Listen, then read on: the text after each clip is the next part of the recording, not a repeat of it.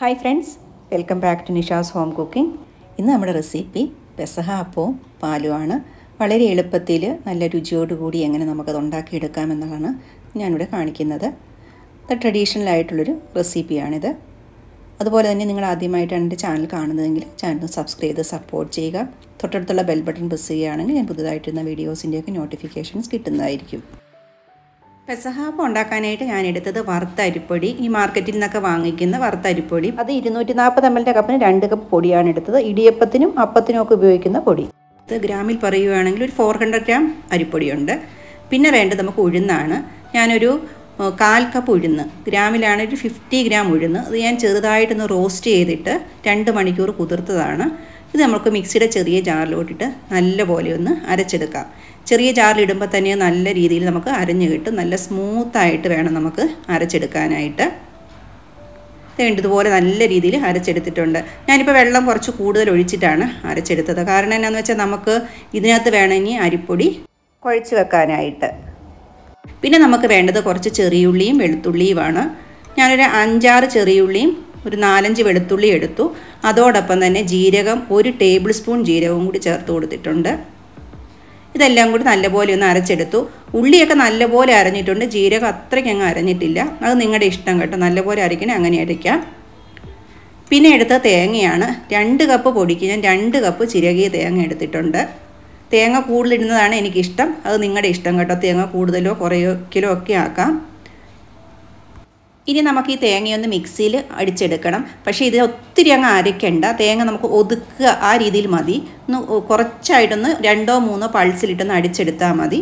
ഇങ്ങനെ അരച്ചെടുത്തിട്ടുണ്ട്. ഇത് നമുക്ക് ആ മിക്സിയിലോട്ട് ചേർത്ത് കൊടുക്കാം. ഇപ്പം നമ്മളിതെല്ലാം കൂടി മിക്സ് ചെയ്ത് വെച്ചിട്ടുണ്ട്. ഈ പാത്രത്തിൽ കൊള്ളത്തില്ലാത്തതുകൊണ്ട് ഞാനിത് മിക്സ് ചെയ്യാനായിട്ട് വലിയൊരു പാത്രം എടുത്തിട്ടുണ്ട്. അപ്പോൾ അതിനകത്തേക്ക് നമുക്ക് ആദ്യം അരിപ്പൊടി ഇട്ട് കൊടുക്കാം.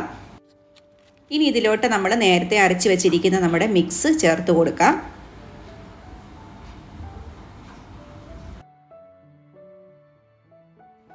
ഇനി നമുക്ക് മിക്സും അരിപ്പൊടിയും കൂടി നല്ലപോലെ ഒന്ന് മിക്സ് ചെയ്തെടുക്കണം. ഈ സമയത്ത് നമുക്ക് ആവശ്യത്തിനുള്ള വെള്ളം ചേർത്ത് കൊടുക്കാം. അതുപോലെ ആവശ്യത്തിനുള്ള ഉപ്പും കൂടി ചേർത്തിട്ടുണ്ട്. ഇനി നമുക്ക് നല്ലപോലെ മിക്സ് ചെയ്തെടുക്കണം. മിക്സ് ചെയ്യുമ്പോൾ നമ്മൾക്ക് എത്രത്തോളമാണ് അപ്പത്തിൻ്റെ നീട്ടം വേണ്ടത് അതനുസരിച്ചാണ് നമ്മൾ വെള്ളം ചേർത്ത് കൊടുക്കുന്നത്. ഞാൻ എൻ്റെ മാവിൻ്റെ ഒരു നീട്ടം എന്ന് പറയുന്നത് ഏകദേശം ഒരു ഇഡലിയുടെയൊക്കെ മാവിൻ്റെ ഒരു നീട്ടത്തിൻ്റെ അത്രയുമായിരിക്കും ഉണ്ടാകുന്നത്. അപ്പോൾ അത്രയും ഇല്ലെങ്കിൽ കുറച്ച് കുറവാണ്. ആ രീതിയിലാണ് വെള്ളം ചേർത്ത് കൊടുക്കുക. അപ്പോൾ നമ്മുടെ ആവശ്യത്തിന് വെള്ളം ചേർത്ത് ഇങ്ങനെ കുഴച്ചെടുത്തിട്ടുണ്ട്. ഇതുകൊണ്ടോ ഈ ഒരു പാകത്തിലാണ് നമ്മൾ കുഴച്ചെടുത്തിരിക്കുന്നത്. ഇപ്പം നിങ്ങൾക്ക് ഇത്രയും നീട്ടം വേണ്ടാന്നുണ്ടെങ്കിൽ വെള്ളം കുറച്ചാൽ മതി. അതല്ല കുറച്ചും കൂടി നീട്ടം വേണ്ട, അപ്പോൾ ഓരോരുത്തരും അവനവൻ്റെ ഒരു രീതിക്ക് അനുസരിച്ച് വെള്ളം ചേർത്ത് കൊടുക്കുക. അത് മാത്രമേ ഉള്ളൂ ഇതിനകത്ത് വ്യത്യാസം വരുന്നത്. അപ്പോൾ നമ്മൾ നല്ലപോലെ കലക്കിയെടുത്ത് വെച്ചിട്ടുണ്ട്. ഇനി നമുക്കിതിനെ കുറച്ച് നേരത്തേക്കൊന്ന് അടച്ചു വെക്കണം. അപ്പം ഞാനിവിടെ അരമണിക്കൂറാണ് അടച്ച് വെക്കുന്നുള്ളത്. കാരണം ഇതൊക്കെ നല്ലപോലെ ഒന്ന് മിക്സായി വരുന്ന ആ ഒരു സമയം മാത്രമാണ് ഞാൻ എടുക്കുന്നുള്ളൂ. കാരണം നമുക്ക് പുളിക്കാത്ത അപ്പമാണല്ലോ ഉണ്ടാക്കേണ്ടത്. കുറച്ച് നേരം അടച്ച് വെക്കാം. ഈ സമയത്ത് നമുക്ക് പെസഹ പാൽ ഉണ്ടാക്കാൻ തുടങ്ങാം. പെസഹ പാൽ ഉണ്ടാക്കാനായിട്ട് ഞാനിവിടെ എടുത്തിരിക്കുന്നത് 400 ഗ്രാം ശർക്കരയാണ്. അത് നമുക്കൊരു പാത്രത്തിലോട്ട് മെൽറ്റ് ചെയ്യാൻ വെക്കാം. അതോടൊപ്പം തന്നെ 1 ഗ്ലാസ് വെള്ളമാണ് ഒഴിച്ച് കൊടുക്കുന്നത്. നമുക്ക് ഒത്തിരി വെള്ളത്തിൻ്റെ ആവശ്യമില്ല, കാരണം നമുക്ക് തേങ്ങാപ്പാലിലാണല്ലോ ഇത് പാലുണ്ടാക്കുന്നത്. അപ്പോൾ ഞാനിത് അരിപ്പയിൽ അരിച്ചെടുക്കുന്ന ആ ഒരു ഡൈലൂട്ട് ആകുന്ന ഒരു കണ്ടീഷനുള്ള വെള്ളമേ ഒഴിച്ചു കൊടുത്തിട്ടുള്ളൂ. ഇതിപ്പോൾ നല്ലതായിട്ട് തിളച്ച് വരുന്നവരെ വെയിറ്റ് ചെയ്യാം. ആ സമയത്ത് നമുക്ക് ഇതിനകത്ത് ചേർക്കേണ്ട സ്പൈസസ് ഒക്കെ ഒന്ന് എടുക്കാം. അപ്പോൾ ഞാനിവിടെ എടുത്തിരിക്കുന്ന ഒരു പീസ് ചുക്ക് എടുത്തിട്ടുണ്ട്.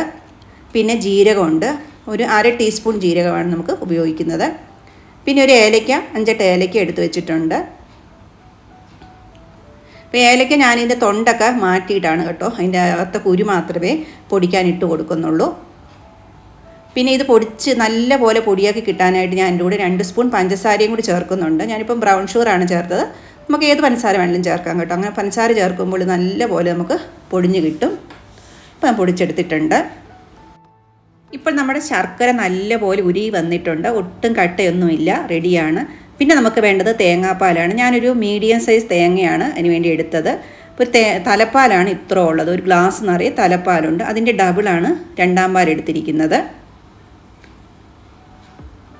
അപ്പോൾ ഇത്രയും തേങ്ങാപ്പാലാണ് എടുത്ത് വെച്ചിരിക്കുന്നത്. പിന്നെ വേണ്ടത് നമുക്ക് അരിപ്പൊടിയാണ്. ഞാനൊരു 2 ടേബിൾ സ്പൂൺ അരിപ്പൊടിയാണ് എടുത്തിരുന്നത്. അത് ഇതുപോലെ കുറച്ച് തേങ്ങാപ്പാലും കൂടി ഒഴിച്ച് നമുക്കിതിനെ മിക്സ് ചെയ്ത് വെക്കാം. നമുക്ക് പാലുണ്ടാക്കാൻ തുടങ്ങാം. ഞാനൊരു പുതിയ ചെരുവ് അടുപ്പത്ത് വെച്ചിട്ടുണ്ട്. അതിനകത്തോട്ട് നമ്മൾ നേരത്തെ തിളപ്പിച്ച് വെച്ച ശർക്കര പാനി ഒഴിച്ചു കൊടുത്തിട്ടുണ്ട്. അത് തിളച്ച് വന്നപ്പോഴത്തേക്ക് അതോടുകൂടി രണ്ടാം പാൽ ചേർത്ത് കൊടുത്തു. പിന്നെ ചേർത്ത് കൊടുത്തത് നമ്മൾ പൊടിച്ചു വെച്ചിരിക്കുന്ന സ്പൈസസ് ആണ്. അത് നന്നായിട്ട് തിളച്ചിട്ടുണ്ട്. നല്ലപോലെ ഒന്ന് ഇളക്കി മിക്സ് ചെയ്തെടുക്കാം. പിന്നെ നമ്മൾ ചേർത്ത് കൊടുത്തത് നേരത്തെ കലക്കി വെച്ചിരിക്കുന്ന അരിപ്പൊടിയാണ്. അത് നമ്മുടെ ആവശ്യത്തിനനുസരിച്ച് ഞാൻ ചേർത്ത് കൊടുക്കുകയാണ്. കുറേശ്ശെയാണ് ഇടുന്നത്. കാരണം നമുക്ക് കട്ട കെട്ടരുത്, ഇളക്കിക്കൊണ്ട് വേണം അത് ചേർത്ത് കൊടുക്കാനായിട്ട്. നമ്മൾ ഇളക്കിയില്ലെങ്കിൽ ചിലപ്പോൾ കട്ടയായിട്ട് വരും. അത് അവോയ്ഡ് ചെയ്യാനായിട്ട് നമ്മൾ ഓരോ പ്രാവശ്യം ഒഴിക്കുമ്പോൾ തന്നെ നല്ലപോലെ ഒന്ന് ഇളക്കി കൊടുക്കണം. ബാക്കി ഉണ്ടായിരുന്നതും കൂടി ഞാൻ ചേർത്ത് കൊടുത്തിട്ടുണ്ട്. നല്ലപോലെ ഇളക്കി കൊടുത്തുകൊണ്ടിരിക്കാം. കാരണം നമുക്ക് ഒരു രീതിയിലും കട്ട കെട്ടാനുള്ളൊരു അവസരം ഉണ്ടാകാതെ തന്നെ ഇളക്കി കൊടുത്തുകൊണ്ടിരിക്കണം. ഇപ്പോൾ അതേ നല്ലപോലെ തിളച്ച് വന്നിട്ടുണ്ട്. ഈ സമയത്ത് നമുക്ക് നോക്കാം നമ്മുടെ ആവശ്യമുള്ള പാലിൻ്റെ കുറുക്കം വന്നിട്ടുണ്ടോ ഇല്ലയോ എന്ന്. ഇല്ല എങ്കിൽ കുറച്ചും കൂടി പൊടി ചേർത്ത് കൊടുത്താൽ മതി. നമുക്ക് ആവശ്യത്തിനുള്ള കുറുക്കത്തിലാക്കി എടുക്കാവുന്നതേ ഉള്ളൂ. രണ്ടാം പാലായതുകൊണ്ട് തന്നെ നമുക്ക് നല്ലപോലെ ഒന്ന് തിളപ്പിച്ചെടുക്കാം. ഇനി നമ്മൾ നല്ല തിളച്ച് വരുമ്പം ആദ്യത്തെ പാല് നമുക്ക് ഒഴിച്ചു കൊടുക്കണം. എന്നിട്ട് അതിനെ ഒന്ന് ഇളക്കി കൊടുക്കാം. ഈ സമയത്ത് നമുക്ക് തീ ഒന്ന് താത്തി വെക്കണം. ഇനി നമുക്ക് വേണ്ടത് കുരിശാണ്. ഈ ഒരു കുരിശിൻ്റെ ഷേപ്പിൽ നമ്മൾ കുരുത്തോലേനെ ആക്കിയെടുത്താണ്.